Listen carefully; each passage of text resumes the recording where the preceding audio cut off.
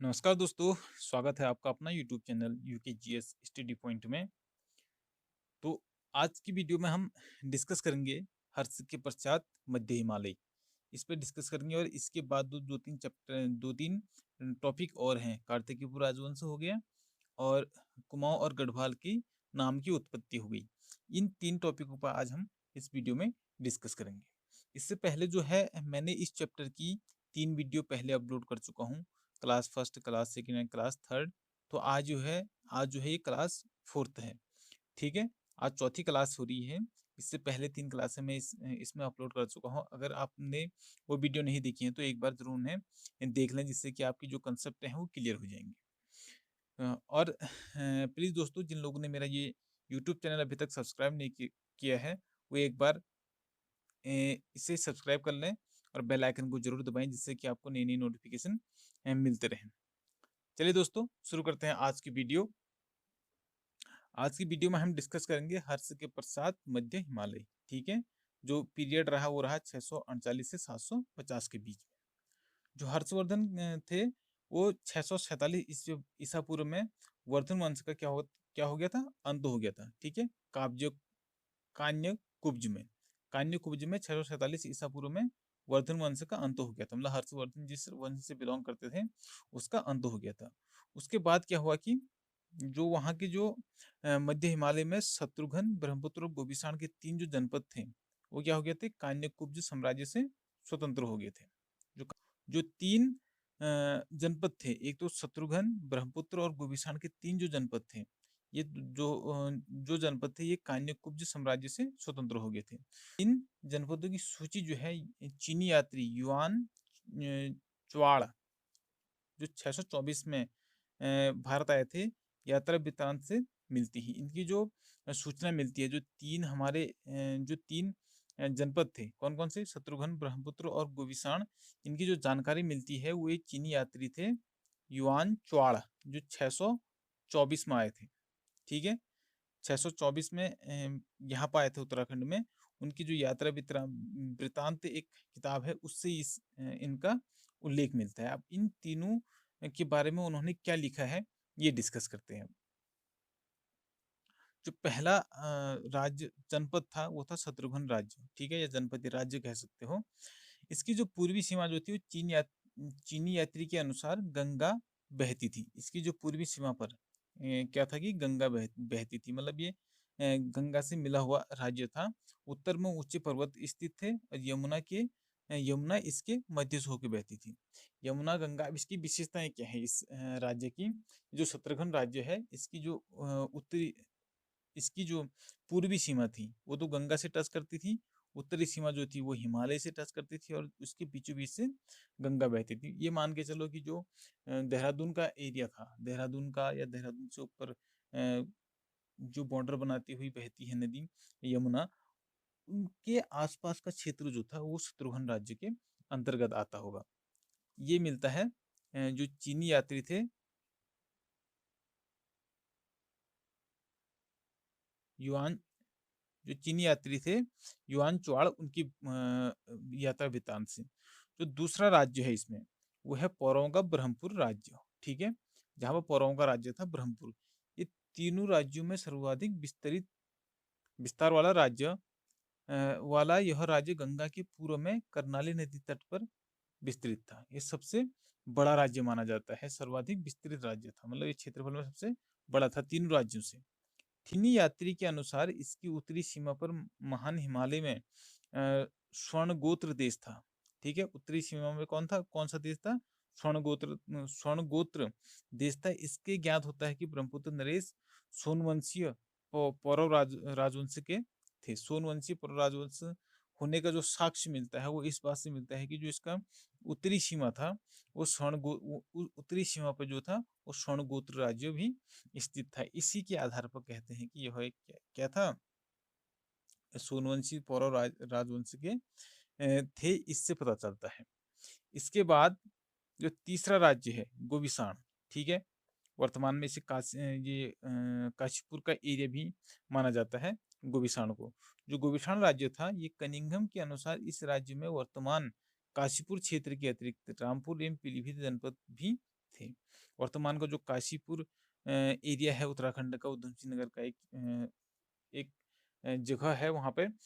तो वो जो क्षेत्र था काशीपुर का, उसके अतिरिक्त रामपुर और पीलीभीत जो जनपद थे यूपी के, वो भी गोपीसाण के अंतर्गत ही आते थे।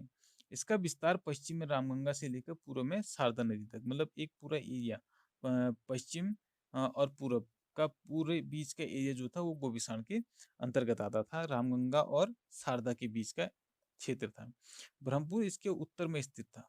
ब्रह्मपुर उत्तर में स्थित था।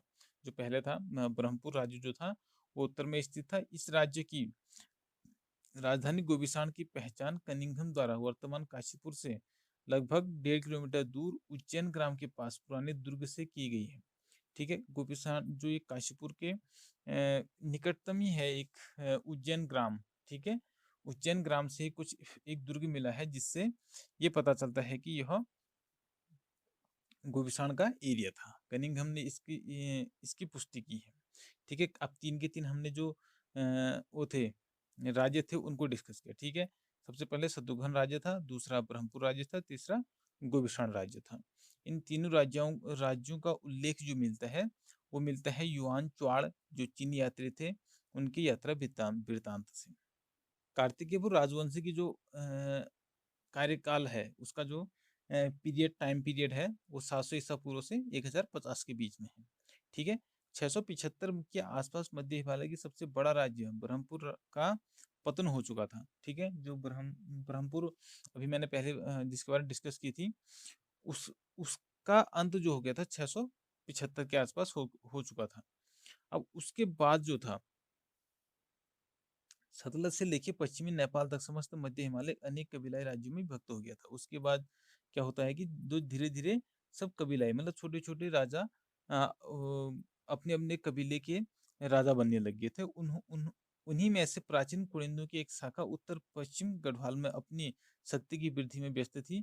अनेक लघु राज्यों को अधीन कर मध्य हिमालय में पुनः एक प्रबल शक्ति के रूप में सामने आई।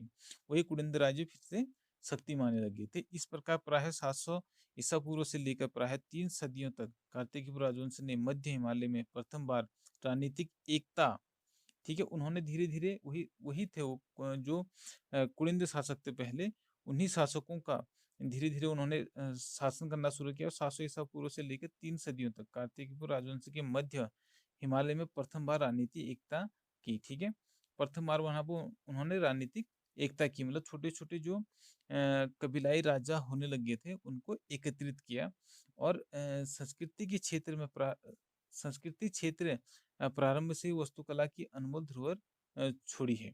ठीक है, और स्थापित किया। स्थापित होने के बाद राजनीति एकता स्थापित की और सांस्कृतिक क्षेत्र प्रारंभ से ही वास्तुकला की अनमोल धरोहर रही है। उन्होंने सांस्कृतिक के क्षेत्र में बहुत कार्य किए हैं। अब जो है एक इम्पोर्टेंट यहाँ पर आता है कि यह मध्य हिमालय का यह प्रथम ऐतिहासिक राजवंश है। ठीक है, कौन सा राजवंश है? प्रथम ऐतिहासिक राजवंश माना जाता है कार्तिकेयपुर राजवंश को।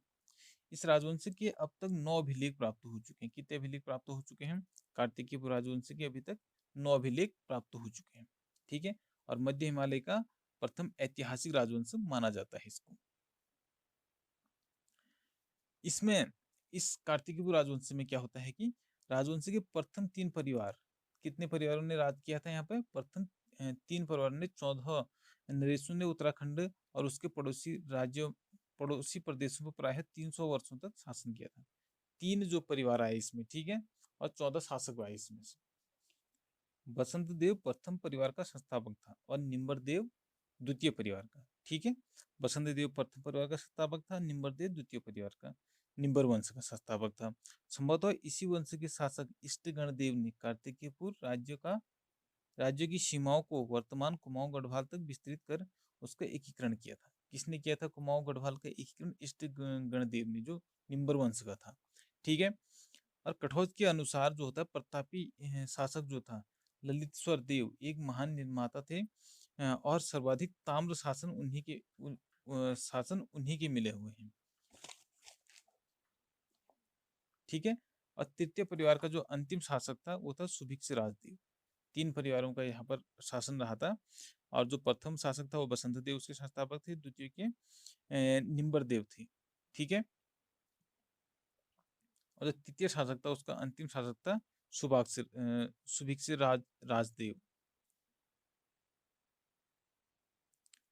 कटौज का मत है कि इस राजवंश को कत्यूरी मानने का कोई आधार नहीं है। उनके अनुसार कत्यूरी वंश का नाम केवल लोक गाथाओं में मिलता है और इस नाम का प्रयोग सर्वप्रथम एटकिंसन ने किया था। ठीक है, कत्यूरी नाम का सर्वप्रथम उपयोग किसने किया था? एटकिंसन ने। ये क्वेश्चन कई बार पूछा जाता है कि कत्यूरी नाम का उल्लेख किसने किया था? वो किया था एटकिंसन ने। सबसे प्रथम प्रथम एटकिंसन ने ही कत्यूरियों का नाम का उल्लेख किया था। कार्तिकेय राजवंशी यहीं पर समाप्त हो जाता है। केवल जो अजय राउत की जो बुक है उसमें इतना डिस्कस दिया हुआ है। बाकी इसका जो अगर सभी बुकों से निचोड़ देखा जाए तो उसका अलग अलग मत है और सबको मिलाकर उसका एक अलग वीडियो में बाद में अपलोड करूंगा। ठीक है, फिलहाल फिलहाल जो है, जो अजय राउत की बुक है उसी को डिस्कस करना है। अब इसके बाद जो आता है कुमाऊं और गढ़वाल के नामों की उत्पत्ति आती है कि गढ़वाल और कुमाऊं नाम कैसे पड़े इनके नाम। ठीक है, जो कुमाऊं शब्द है उसकी उत्पत्ति में यह किंवदंती प्रचलित है कि पिथौरागढ़ जिले में, ठीक है, जिले की चंपावत तहसील में कांदेव नामक पहाड़ी पर विष्णु भगवान ने, ठीक है, कांदेव नामक पहाड़ी है वहां पे, कहाँ पे? चंपावत में है। वहां पे विष्णु ने कुर्मु का रूप धारण कर 3 सहस्त्र वर्षों तक तपस्या की थी। ठीक है, विष्णु भगवान ने वहां पे तपस्या की थी। और जहाँ हाहा हुहु देवतागण तथा नारदादित नारदादी मुनीश्वरों ने अपनी प्रस्तुति गाई। ठीक है, वहां पर कई देवताओं ने अपनी प्रस्तुति भी गाई। लगातार 3 सहस्त्र वर्षों तक एक ही स्थान पर खड़े रहने के कारण कुर्म भगवान के चरणों के चिन्ह पत्थर में अंकित हो गए और अभी तक वह विद्यमान है। ठीक है, क्योंकि वो एक पैर पर वहां पर खड़े रहे तो उनके पैर के जो छाप थे वो पत्थर में अंकित हो गए थे। तब से इस पर्वत का नाम कुर्मांचल हो गया। ठीक है, उस मतलब कुर्म भगवान वहां पे खड़े रहे। कुर्म रूप का जो विष्णु भगवान थे उन्होंने कुर्म रूप धारण किया था और एक ही पत्थर पे वो खड़े रहे एक पैर पे और लगभग 300 सालों तक खड़े रहे वहां पे। ठीक है, 300 सालों तक खड़े रहे तो उस पत्थर पे पैर के निशान छप गए थे, मतलब कुर्म जो थे, कुर्म भगवान के छाप पड़ गई थी वहां पे, चिन्ह, चरणों की चिन्ह पड़ गए थे। तो तभी से उस पर्वत का नाम हो गया कुर्म आंचल, मतलब कुर्म और जहाँ पर कुर्म अचल हो गए थे, मतलब कुर्मधन अचल, मतलब कुर्मु जहाँ पर अचल हो गए थे, मतलब कहीं नहीं गए वहां से, हिले भी नहीं, वो एक स्थान पर खड़े रह गए तो कुर्म अचल हो गया, तो कुर्मांचल कहा गया।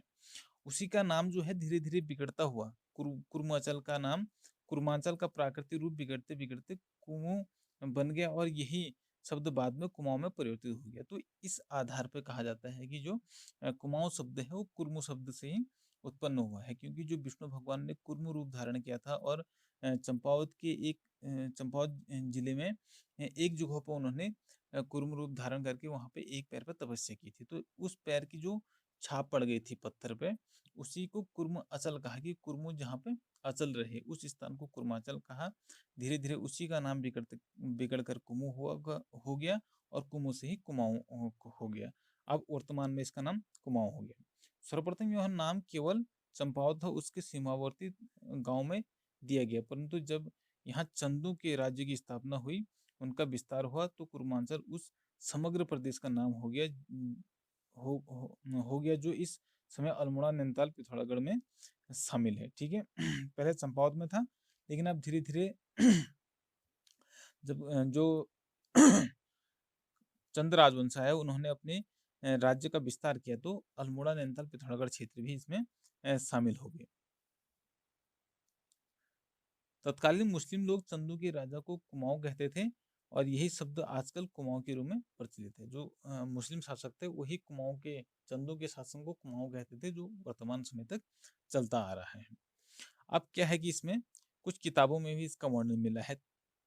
तारिक ए मुबारक शाही, ठीक है, याद रखना इसको, किताब के नाम तारिक ए मुबारक शाही के अनुसार 1380 में ईस्वी में दिल्ली सुल्तान फिरोज शाह ने कटेहरों के विद्रोह सरदार खड़गू का दमन करने के लिए प्रवेश किया तो भयभीत होकर विद्रोही नेता ने कुमाऊं में शरण ली थी।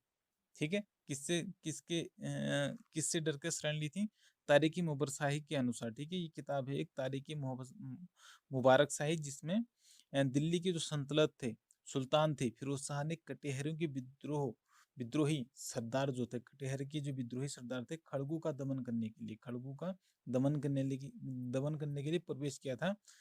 तो भयभीत होकर विद्रोही नेता ने कुमाऊं में शरण ली थी। तो खड़गू ने जो विद्रोही नेता थे उसने कुमाऊं में शरण ली थी। ये बात जो कही गई है वो किस में कही गई है? तारीख मुबारक शाही में। ठीक है, अब आते हैं करतरपुर या कार्तिकेयपुर राजवंश को। इसमें ये बात कही गई जो कुर्मांचल है, ठीक है, कारण अचल नाम पड़ा तो कुमाऊं पड़ा और कुर्मांचल कहा गया, किंतु अर्वाचीन शिलालेखों, ताम्रपत्रों तथा प्राचीन ग्रंथों से ज्ञात होता है कि कुर्मांचल या कुमाऊं दोनों शब्द बहुत बाद बाद के हैं। ठीक है, अब बहुत बाद के इनको माना गया है, लेकिन कुछ ऐसे तथ्य भी हैं जो इसको स्पष्ट करते हैं। जो सम्राट थे समुद्रगुप्त के प्रयाग स्थित प्रशस्ति लेख में इस प्रांत को कार्तिकेयपुर कहा गया है। ठीक है, किसमें कहा गया है कार्तिकेयपुर? उत्तराखंड के इस कुमाऊं क्षेत्र को समुद्रगुप्त के प्रयाग पर स्थित प्रशस्ति लेख में, ठीक है, प्रयाग स्थित प्रशस्ति लेख में यह बात को कहा गया है कि ये क्षेत्र क्या है? कार्तिकेयपुर कहा गया है। और तालेश्वर में उपलब्ध 5वीं तथा 6वीं शताब्दी के ताम्रपत्रों में कार्तिकेयपुर तथा ब्रह्मपुर दोनों नाम उल्लेख हुए हैं। इस क्षेत्र के लिए कार्तिकेयपुर भी कहा गया है, ब्रह्मपुर भी कहा गया है तालेश्वर ताम्रलेख में, जो 5वीं और 6वीं शताब्दी का है, तालेश्वर अभिलेख। प्रसिद्ध पांडुकेश्वर वाले ताम्रपत्रों में केवल कार्तिकेयपुर शब्द आया है। पांडुकेश्वर में केवल कार्तिकेयपुर शब्द आए हैं। तालेश्वर वाले में आया था कार्तिकेयपुर ब्रह्मपुत्र दोनों शब्द। और समुद्रगुप्त का जब प्रयाग स्थित प्रशस्ति लेख है उसमें प्रांत को कार्तिकेयपुर कहा गया है केवल। ठीक है, उसके बाद जो चीनी यात्री ह्वेनसांग ने इसे ब्रह्मपुर शब्द से संबोधित किया है। जो चीनी यात्री थे ह्वेनसांग, उन्होंने ब्रह्मपुर कहा गया है, उनके द्वारा इसे ब्रह्मपुर कहा गया है। अब देखो एक बार थोड़ा सा इसकी डिस्कस कर लेते हैं। और इसमें क्या है कि जो पांडुकेश्वर ताम्रपत्र है उसमें कार्तिकेय शब्द का उल्लेख है। ठीक है, जो तालेश्वर ताम्रलेख है 5वीं 6वीं शताब्दी का, उसमें कार्तिकेयपुर और ब्रह्मपुर दोनों शब्द आए हैं।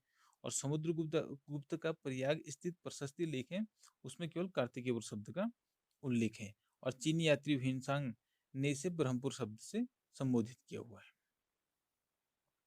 अब कुछ जो यहाँ के इतिहासकार हैं उनका भी कुछ मत है। उनका मानना है कि जो बी.एल. अवस्थी की अपनी पुस्तक लिखी थी स्टडीज इन स्कंद पुराण भाग 1, किसकी है? बी.एल. अवस्थी की पुस्तक है स्टडीज इन स्कंद पुराण भाग 1 में लिखा है कि गढ़वाल एक कुमाऊं को ही सम्मिलित रूप से ब्रह्मपुर पुकारा जाता है। उनका ये मानना है। बी.एल. अवस्थी की जो किताब है स्टडीज इन स्कंद पुराण भाग 1 में उन्होंने कहा है कि जो कुमाऊं गढ़वाल दोनों का सम्मिलित रूप से क्या कहा गया है? ब्रह्मपुर कहा गया है। ठीक है, इसके साथ ही जिस स्त्री राज्य का वर्णन ह्वेनसांग ने किया है वह अवस्थी उस प्रथा का प्रचलन क्षेत्र ब्रह्मपुर के उत्तर मानते हैं। डॉक्टर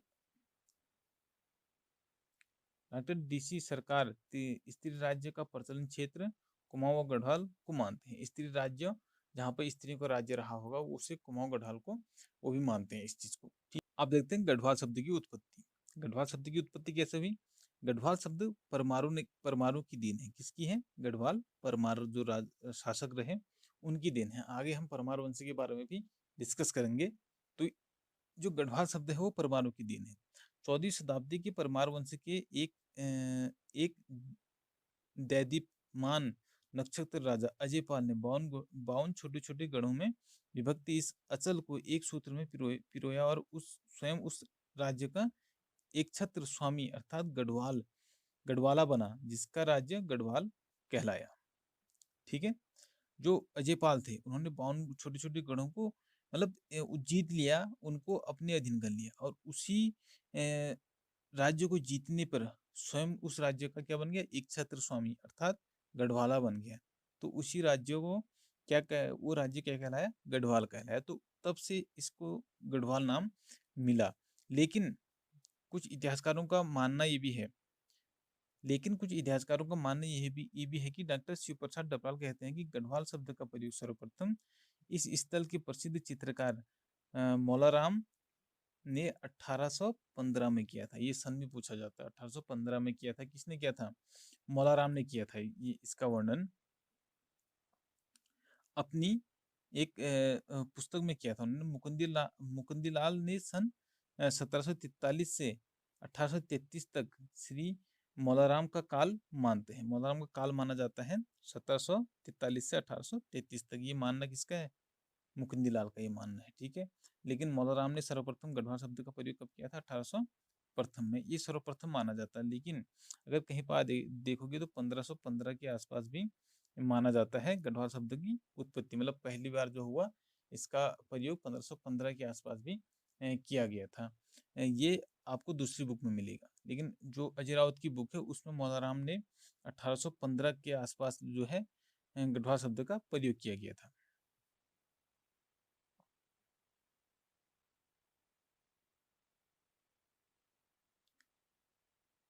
गढ़वाल शब्द का उदय मौलाराम के पूर्व हो चुका था, क्योंकि हिंदी जगत के विख्यात कवि भूषण ने राजा फतेह शाह से प्रशस्ति में जो योगागान यशोगान किया है उसे गढ़वाल शब्द स्पष्ट रूप से प्रयुक्त किया गया है। मतलब जब मौलाराम ने 1815 में ये शब्द प्रयोग किया था उससे पहले भी कई बार जो है गढ़वाल शब्द का प्रयोग हो चुका था।